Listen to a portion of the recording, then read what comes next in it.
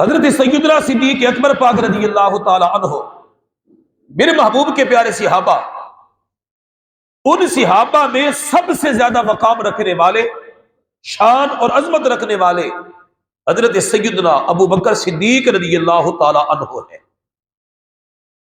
میرے محبوب کریم علیہ الصلوۃ والسلام کی زندگی مبارکہ کے اندر بھی آپ نے تقریباً 18 نمازیں پڑھائی ہیں میرے محبوب کی زندگی مبارکہ میں، اور میرے محبوب کے مصلی کے وارث بھی وہی تھے۔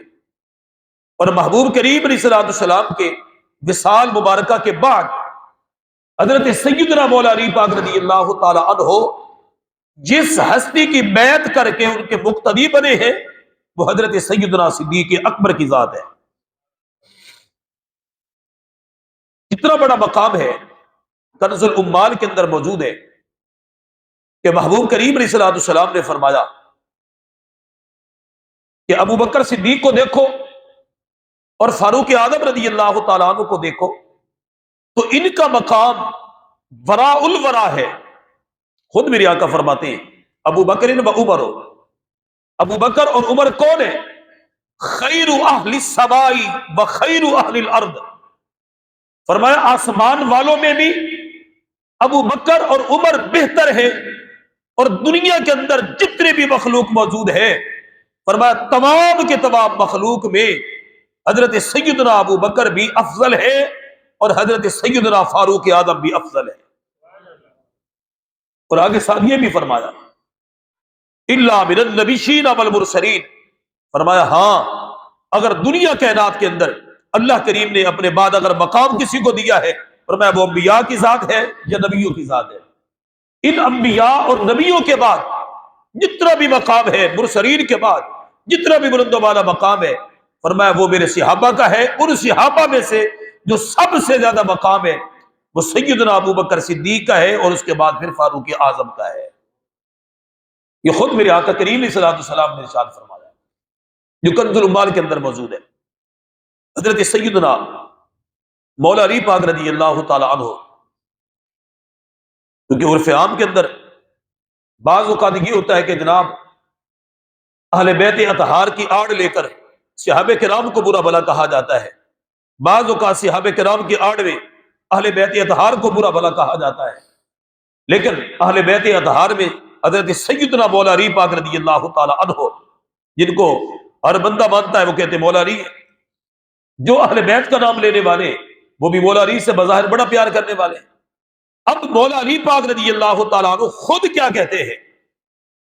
جب مولا علی پاک رضی اللہ تعالیٰ عنہ سے بات ہوئی، ان سے سوال ہوا، فرمایا کہ اللہ کریم نے آپ کو کتنا بڑا مقام دیا ہے، آپ کو کس مقام پر فیض کیا ہے کریم اللہ وحدہ لا شریک نے، بتائیے تو صحیح۔ خود مولا علی پاک رضی اللہ تعالیٰ عنہ فرماتے حل انا الا حسنۃ من حسنات ابی بکر، فرمایا تم یہ کہتے ہو کہ علی کا مقام کتنا ہے، آؤ میں تمہیں بتاتا ہوں۔ فرمایا ابو بکر صدیق رضی اللہ تعالیٰ عنہ کی زندگی کی نیکیوں میں سے میں ایک نیکی ہوں۔ ابھی جملے کو بڑی توجہ کے ساتھ سماعت کرنا۔ فرمایا ابو بکر صدیق رضی اللہ تعالیٰ عنہ کی زندگی کی نیکیوں میں سے میں ایک نیکی ہوں۔ یہ کون کہہ رہا ہے؟ مل کے بولو، مولا علی پاک کیا فرما رہے ہیں؟ ابو بکر صدیق رضی اللہ تعالیٰ کی زندگی کی نیکیوں میں سے میں ایک نیکی ہوں، اس کے علاوہ کچھ بھی نہیں ہوں۔ حل انا نہیں ہوں میں الا حسنۃ من حسنات ابی بکر، ابو بکر کی نیکیوں میں سے ایک نیکی۔ صرف مجھے اتنا بتا دیجئے کہ جو مولا علی پاک کا نام لینے والے، ان سے محبت کے دعوے کرنے والے مولا علی کے مقام کو ابو بکر صدیق سے بھی بڑھا کر پیش کرتے ہیں، بتائیے ان کا پھر تعلق مولا علی کے ساتھ ہوگا؟ اور دیکھو محبت کا دعویٰ کب پتہ کر سکتا ہے کہ جب اپنے محبوب کے فرمان پر بھی ان کے عمل پر بھی انسان کا مکمل طور پر عمل ہو۔ جب مولا علی پاک رضی اللہ تعالیٰ عنہ آپ یہ فرماتے ہیں کہ علی ابو بکر صدیق کی نیکیوں میں سے ایک نیکی ہے، نیکیوں میں سے ایک نیکی ہے، تو پھر بتائیے تو صحیح ذرا کہ صدیق اکبر پاک رضی اللہ تعالیٰ عنہ کا مقام کتنا بڑا الورا ہوگا کہ جن کی زندگی کی نیکیوں میں سے ایک نیکی مولا علی ہو، بس زبان مولا علی، تو پھر صدیق اکبر کا مقام کتنا ہوگا؟ چلو خود مصطفیٰ کریم علیہ الصلوۃ والسلام کی زبان سے معلوم کر لیتے ہیں۔ ترمذی شریف کے اندر بھی موجود ہے اور مسند ابی یعلا کے اندر بھی یہ بات موجود ہے۔ حضرت عمار بن یاسر رضی اللہ تعالی عنہ راوی ہیں۔ اب فرماتے ہیں محبوب کریم علیہ الصلوۃ والسلام جلوہ افروز تھے، اور محبوب کریم علیہ الصلوۃ والسلام کے صحابہ بھی حضور کی بارگاہ میں بیٹھے ہیں۔ تو سید الملائکہ حضرت سیدنا جبرائیل علیہ الصلوۃ والسلام میرے محبوب کی بارگاہ میں آ گئے۔ جب میرے محبوب کریم علیہ الصلوۃ والسلام کی بارگاہ میں حضرت سیدنا جبرائیل پاک آئے تو میرے محبوب نے فرمایا جبرائیل میرے عمر کی شان بیان کرو۔ اب اس بات کو بڑی توجہ کے ساتھ سماعت فرمانا ہے۔ میرے محبوب نے کہا کس کو ہے؟ جبرائیل کو، کہ میری عمر کی شان بیان کرو، فضائل بیان کرو کہ میری عمر کی کتنی شان ہے، کتنا مقام ہے، کتنے فضائل ہیں ان کے۔ لیکن حضرت سیدنا جبرائیل علیہ الصلوۃ والسلام آگے جواب دیتے ہیں محبوب آپ تو عمر کے بارے میں کہہ رہے ہو نا، میں اتنا کہتا ہوں کہ عمر اتنا مقام والا ہے، اتنا مقام والا ہے، اتنا مقام والا ہے کہ اگر میں حضرت نوح علیہ الصلوۃ والسلام کی زندگی مبارکہ کے برابر جو انہوں نے دنیا کے اندر گزاری ہے اتنا عرصہ میں عمر کی شان بیان کرتا رہوں تو عمر کی شان ختم نہیں ہوگی۔ گج بج کے بولو سبحان اللہ۔ متنا عرصہ حضرت سیدنا نوح علیہ الصلوۃ والسلام زندگی مبارکہ میں رہے ہیں، اتنا عرصہ جو اپنی امت میں رہے، اتنا عرصہ میں اگر عمر کی شان بیان کرتا رہوں تو عمر کی شان پھر بھی بڑا البرا ہے، ان کا مقام پھر بھی بہت اونچا ہے، ان کی شان کبھی ختم نہیں ہوگی۔ اب یہاں پر یہ دیکھیے حضرت نوح علیہ الصلوۃ والسلام دنیا میں کتنا رہے؟ 950 سال تک آپ نے تبلیغ فرمائی ہے، 950 سال آپ نے تبلیغ فرمائی ہے۔ 40 سال کے بعد آپ کو اعلان نبوت کا حکم ملا تھا۔ اب یہ بتاؤ کہ 40 سال بھی تو آپ اپنی قوم میں رہے ہیں نا، بے شک آپ نے اس وقت نبوت کا اعلان نہیں کیا تھا لیکن قوم میں تو پھر بھی رہے۔ 950 سال آپ نے اعلان نبوت کے بعد قوم کو تبلیغ کی ہے، اور 40 سال آپ نے پہلے گزارے۔ اب 40 سال اور 950 سال کتنے ہو گئے؟ 990 سال۔ جب آپ کی قوم ہلاک ہو گئی تھی تو ہلاک ہونے کے بعد 50 یا 60 سال پھر آپ اپنے علاقے میں رہے، لیکن چلو مان لیتے ہیں کہ اس وقت قوم ساری ہلاک ہو گئی تھی، چلو وہ زندگی ہم اگر نہ بھی شمار کریں تو پھر بھی، ورنہ جو کشتی کے اندر آپ کے ساتھ تھے تو آپ ان کے ساتھ تو 50-60 سال پھر بھی رہے۔ اگر ہم آپ کی قوم پر عذاب نازل ہونے سے پہلے والا جو وقت تھا، زندگی تھی، وہ بھی شمار کریں تو 990 بنتی ہے۔ اگر آپ کی قوم کو ہلاکت میں ہلاک ہو جانے کے بعد پھر آپ کی مکمل جو زندگی بنتی ہے وہ تقریباً 1050 سال یا 40 سال بنتی ہے۔ تو اتنا عرصہ آپ اپنی قوم میں رہے، بات و نصیحت کرتے رہے، لیکن ادھر جبرائیل کیا کہتے ہیں؟ جبرائیل کہتے ہیں حضور آپ کا غلام عمر اس کی شان تو اتنی ہے نا کہ اگر نوح علیہ الصلوۃ والسلام جتنا عرصہ اپنی قوم میں رہے اتنا عرصہ میں ان کی تعریف اور شان بیان کرتا رہوں تو عمر کی شان مکمل نہیں ہوگی۔ عمر کی شان صحیح طریقے سے میں بیان نہیں کر سکوں گا۔ لیکن اگلا جملہ سنیے، وہ فرماتے ہیں وَإِنَّ عُمَرَ حَسَنَةٌ مِّنْ حَسَنَاتِ أَبِي بَکر۔ محبوبہ آپ تو عمر کی شان کے بارے میں پوچھتے ہیں نا کہ اتنا مقام ہے عمر کا کہ اگر 950 سال بھی ان کی شان کو بیان کیا جائے تو ان کی شان مکمل نہیں ہوگی۔ لیکن ایک آپ کا اور بھی غلام ہے جس کو ابو بکر کہتے ہیں، اونچی آواز سے بولو، سب مل کے بولو، ایک آپ کا غلام اور بھی ہے جس کو ابو بکر صدیق کہتے ہیں، اور میں 950 سال یا 1040-50 سال اگر ان کی عمر کی شان کو بیان کیا جائے تو عمر کی شان بیان نہیں ہو سکتی۔ وہ عمر ہے لیکن عمر وہ ہے جو ابو بکر صدیق کی نیکیوں میں سے صرف ایک نیکی ہے۔ اب آسان لفظوں میں مزید سمجھیے، وہ فرماتے ہیں کہ عمر کی شان اتنی ہے کہ 950 سال بھی اگر ان کی تعریف کی جائے تو پھر بھی کم ہے، ان کا مقام بڑا ہے۔ لیکن وہ عمر کون ہے؟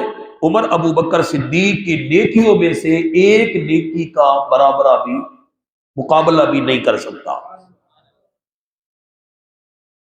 ایک نیکی صدیق اکبر کی عمر پاک کی ساری زندگی کی نیکیوں کا بھاری ہے۔ وہ ایک نیکی کون سی ہے؟ جو میرے محبوب کی صحبت میں رہ کر حضور کو اپنے کندھوں پر اٹھا کر فرمایا غار ثور میں لے کر گئے، ہجرت والی رات جو نیکی کی ہے نا، فرمایا وہ ساری نیکیوں پر، فاروق اعظم کی ساری نیکیوں پر وہ ایک نیکی بھاری ہے۔ عمر پاک کی ساری زندگی کی نیکیاں اس ایک نیکی کا مقابلہ بھی نہیں کر سکتی۔ باقی جو ان کی نیکیاں ہیں وہ تو الگ ہے، ان کا مقام تو الگ ہے۔ وہ غار والی نیکی، ہجرت والی رات جو نیکی ابو بکر صدیق پاک نے کی تھی، اس نیکی کا مقابلہ عمر کی ساری زندگی کی نیکیاں بھی نہیں کر سکتی۔ اب اندازہ لگا لیجیے کہ جس عمر کی شان اتنی ہو اور وہ عمر بھی ابو بکر صدیق کی نیکیوں میں سے ایک نیکی کا مقابلہ بھی نہ کر سکے، تو باقی جو صدیق اکبر پاک رضی اللہ تعالیٰ عنہ کی زندگی کی نیکیاں ہیں، اور پھر صدیق اکبر کو جو مقام اللہ وحدہ لا شریک نے بلند و بالا کیا ہے، بتائیے اس میں ابو بکر صدیق کے مقام کا اندازہ کون کر سکتا ہے؟ ایک نیکی کا مقابلہ نہ عمر کی نیکیاں کر سکتی ہے، نہ مولا علی پاک کی نیکیاں ان کا مقابلہ کر سکتی ہے۔ خود مولا علی پاک فرماتے ہیں، اللہ اکبر، اتنا بڑا مقام حضرت سیدنا صدیق اکبر پاک رضی اللہ تعالی عنہ ہوگا۔ میرے آقا خود فرماتے ابو بکر با عمر کہولی، بلکہ سیدہ کہولی اہل الجنہ، فرمایا میرا ابو بکر بھی اور میرا عمر بھی جنتی بوڑھوں کے سردار ہے۔ جب حسنین کریمین کی شان کو میرے آقا نے بیان فرمایا نا، اس وقت کیا فرمایا؟ ان الحسن والحسین سیدہ شباب اہل الجنہ، فرمایا میرا حسن بھی اور حسین بھی جنتی جوانوں کے سردار ہے۔ لیکن جب صحابہ کی شان مقام بیان کرنے کی باری آئی تو میرے مصطفیٰ کریم نے فرمایا ابو بکر و عمر سیدہ کہولی اہل الجنہ، فرمایا میرا ابو بکر اور عمر جنتی بوڑھوں کے سردار ہیں، اللہ ان کو بھی جنت میں بوڑھے جنتیوں کا سردار بنائے گا۔ آگے پھر فرمایا الا بعد النبیین والمرسلین، فرمایا انبیاء اور رسولوں کے بعد اگر سب سے زیادہ مقام ہے تو فرمایا وہ میرے یار ابو بکر کا مقام ہے، وہ ابو بکر کا مقام ہے۔ تو اندازہ خود لگا لیجئے کہ ابو بکر صدیق رضی اللہ تعالیٰ عنہ کی شان، ان کا مقام، ان کی عظمت کتنی کریم اللہ وحدہ لا شریک نے خود بیان فرمائی ہے، کتنا مقام ہے۔ اللہ اکبر۔ یہ ہجرت والی رات وہ ہے کہ جس رات حضرت سیدنا ابو بکر صدیق رضی اللہ تعالیٰ عنہ نے میرے محبوب کریم علیہ الصلوۃ والسلام کو اپنے ساتھ لے کر اپنا گھر بار چھوڑ کر، دشمنوں کا خوف اپنے دل میں نہیں رکھا، چھوڑ کر میرے مصطفیٰ کریم صلی اللہ علیہ وسلم کی صحبت میں رہ کر حضور کو مکہ سے مدینہ کی طرف آپ ہجرت کروا کے لے گئے۔ اب مکہ سے مدینہ کی طرف کتنا، جو حاجی احباب تشریف فرما ہے وہ جانتے کہ مکہ سے غار ثور کا کتنا سفر ہے، خود اندازہ لگاؤ۔ مکہ سے غار ثور تک میرے محبوب کریم صلی اللہ علیہ وسلم کے ساتھ صدیق اکبر گئے۔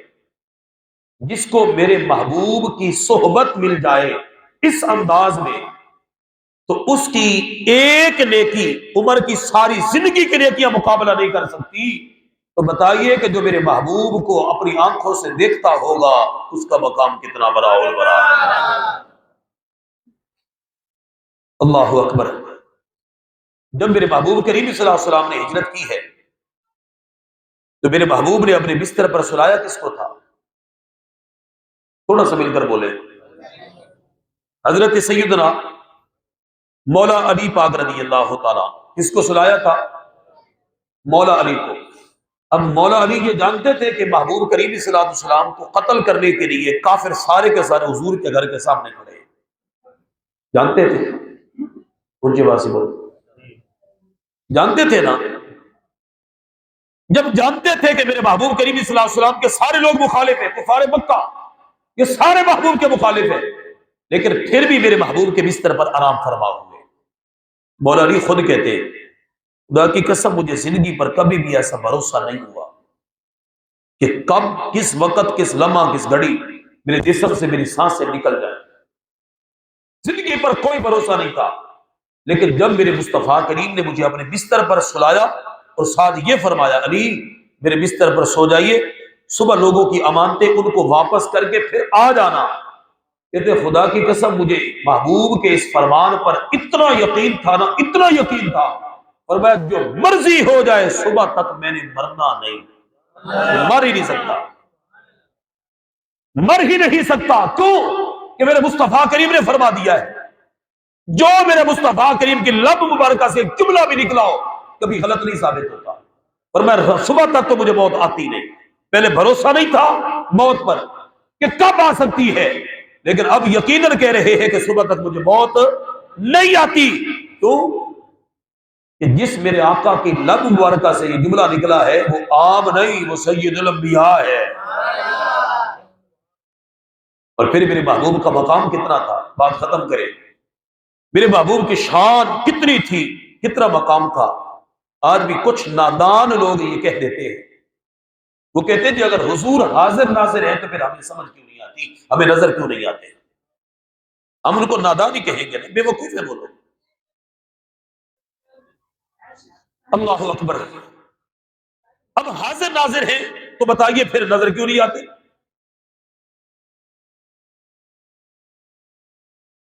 پھر یہاں پر جناب والا تم ان کے پیچھے نماز کیوں نہیں پڑھتے؟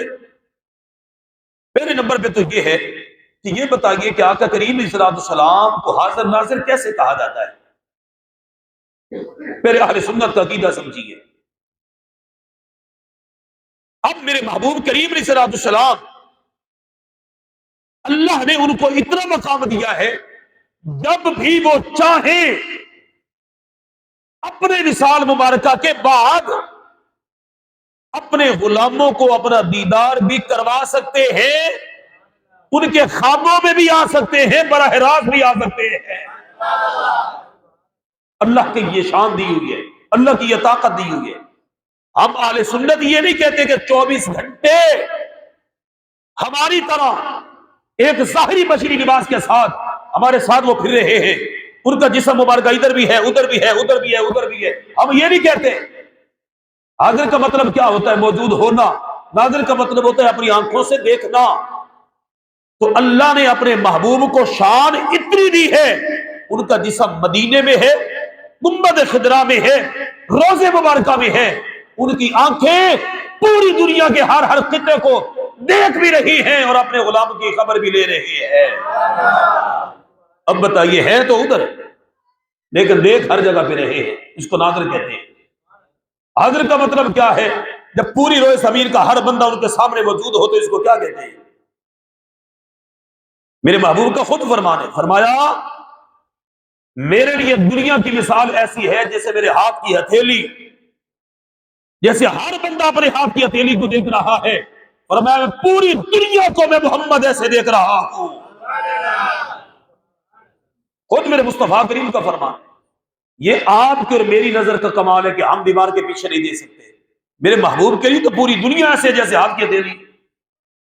اب بات سنیے، جب ہجرت کی رات میرے مصطفیٰ کریم اپنے دولت خانے سے باہر تشریف لے گئے تھے، حضرت سیدنا مولا علی کو بستر پر سلایا تھا، تو جب آپ کے گھر مبارکہ کے چاروں طرف کافر ہی کافر ہیں، اللہ کریم فرماتا ہے الا تنصروہ فقد نصرہ اللہ اذ اخرجہ الذین کفروا ثانی اثنین اذ ہما فی الغار۔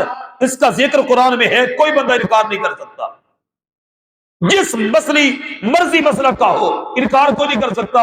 قرآن سبھی قرآن کو مانتے ہیں، اگر ترجمے میں ڈنڈی مار کر مفہوم میں آگے پیچھے ڈنڈی مار کے کر دے اپنی ان کی مرضی اور قسمت ہے۔ جب کافروں نے تنگ کیا تھا میرے محبوب کو تو میرے محبوب وہاں سے تشریف لے کر گئے مدینہ کی طرف۔ بات ختم کرنے لگا، اس وقت کافروں نے گھیرا ہوا تھا کہ اذ اخرجہ الذین کفروا، اللہ فرماتے ہیں جب کافروں نے محبوب کو وہاں سے نکال دیا، محبوب کے گھر کے چاروں طرف کافر ہی کافر تھے، جانے پر ہجرت کرنے پر مجبور کر دیا، ظلم و ستم اتنا تھا، ستانا اتنا تھا، تکلیف اتنی تھی کہ میرے محبوب کریم صلی اللہ علیہ وسلم کو مکہ چھوڑنا پڑا۔ اچھا، جب جانے لگے مولا علی کو بستر پر سلا دیا، چاروں طرف کافر ہی کافر ہیں۔ اب میرے محبوب تشریف کیسے لے کر گئے؟ میرے محبوب کریم صلی اللہ علیہ وسلم نے سورۃ یاسین کی تلاوت کرنا شروع فرمائی۔ آخری بات کر رہا ہوں، سبحان اللہ گج بج گئی۔ سورۃ یاسین کی تلاوت شروع فرمائی، اپنے ہاتھ میں مٹی لی یا ریت لی، اپنے ہاتھ میں جس میں تنکے بھی تھے، مٹی لے کر یا ریت لے کر آپ نے سورۃ یاسین کی تلاوت کر کے یوں کر کے بکھیر دیا۔ اب ادھر سورۃ یاسین پڑھ کر اس مٹی یا ریت کو بکھیرا میرے مصطفیٰ کریم نے، اور سورۃ یاسین کی تلاوت کرتے ہوئے اپنے دولت خانے کے دروازے سے باہر تشریف لے کر گئے۔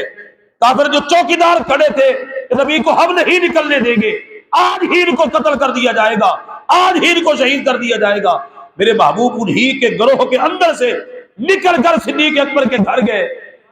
تو مجھے اتنا بتلائیے، کسی نے دیکھا بھی تھا؟ اونچی آواز سے بولو، کسی نے دیکھا تھا؟ وہاں میرے محبوب بشری لباس میں تھے کہ نہیں؟ وہاں غیب تو نہیں ہوئے، دیوار کو پھلانگ کر تو میرے مصطفیٰ کریم نہیں گئے۔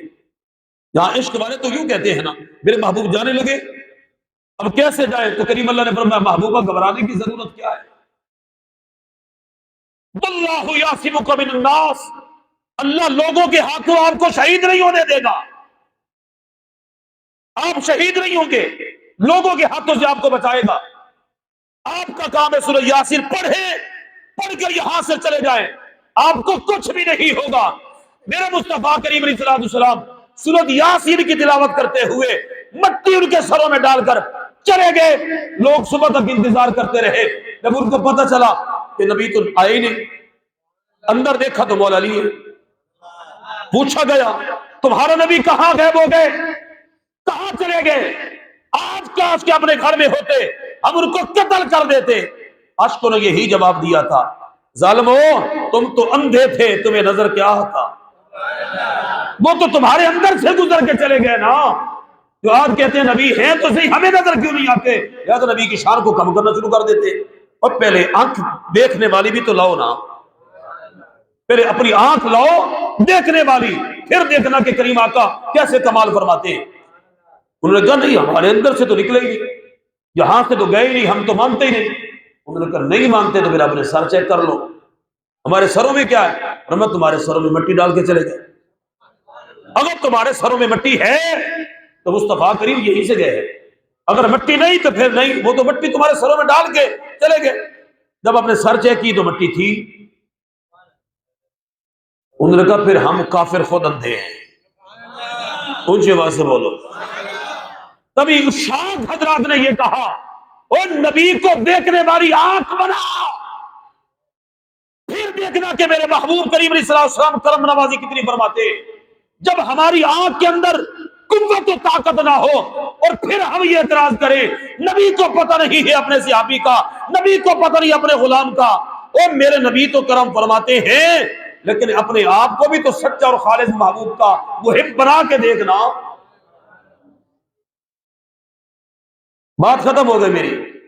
آج ہم ان اپنی آنکھوں سے فحاشی کی طرف بھی دیکھیں، شراب خوری کی طرف بھی دیکھیں، غلط بیانی کی طرف بھی ہم اپنے آنکھوں کو اٹھائے، جو بھی حیائی کا کام ہے اپنی آنکھوں سے دیکھیں، اور پھر یہ امید رکھے کہ محبوب کریم صلی اللہ علیہ وسلم بھی ہمیں آنکھوں سے نظر آتے ہیں۔ بھائی محبوب کے دیدار کے لیے اپنی آنکھوں کو بھی پاک رکھنا پڑتا ہے۔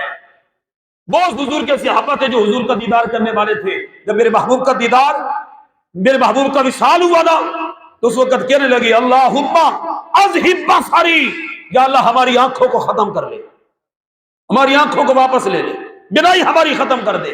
لوگوں نے کہا خیر ہے، آنکھ بہت بڑی نعمت ہے۔